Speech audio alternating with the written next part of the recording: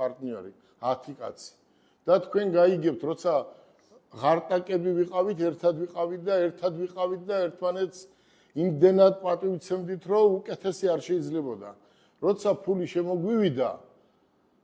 ეს ფული გასაყოფი რო შეიქმნა მე კულუარებში დაიწყეს საუბარი რომ მე ვაკეთებ და იმას რატომ მივცე ან იმას მეტი აქვს და მე უფრო ნაკლები და საიდკენ მიდის ეს იზრდება მე შურისკენ და ხო გაგიგიათ ერთი ჭიქას ყიდი და ერთი კაცი და ახლა ყიდის 30 ყველა პარტნიორმა თავიანთვის გააკეთეს და ვერცეთი ვერ შეულოს ფულს იმდენად დააგდეს ფასი ერთმანეთის ჯინაზე ან ერთი ქირაობს ქილერს და კლავს მეორეს თქვენ ბევრი ესეთი მაგალითი მოგისმენიათ და ბევრი წაგიკითხავთ მე გეუბნებით გელა ვარკალაია ყოველთვის ეცადეთ რომ პარტნიორი არ ყავდეთ მარტო შენ დაიწყე სხვისგან ისწავლე და სხვისგან ნასწავლი შენ გამოიყენე ჩვენ ხო ლუკასი არაფერი არ გვინდა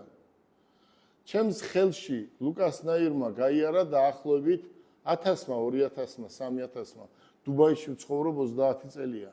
მე დუბაიში უფრო დაფასებული ვარ ვიდრე საქართველოში მე თურქეთში უფრო დაფასებული ვარ და დაფასებულია ჩემი შრომა ვიდრე საქართველოში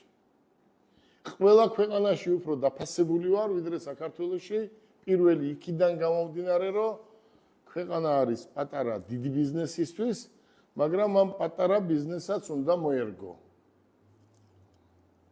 ჩემი პირველი თხოვნაა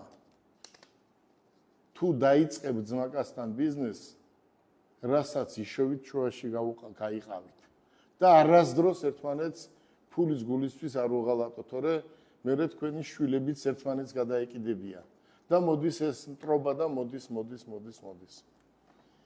პირველი ბიზნესი უნდა დაიწყოთ ნოლიდან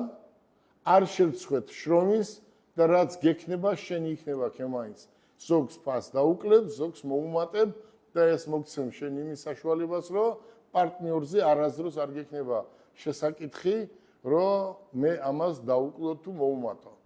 ერთ მაგალითს გეტყვით ერთჯერ მყავდა ებრაელი 3 თვე პარტნიორი პირველ თვეს როცა $10,000 მაგარი ფული იყო ჩემ დას რაღაც მივთი რასაც ყიდიდით ჩემ დას ვაჩუქე ერთი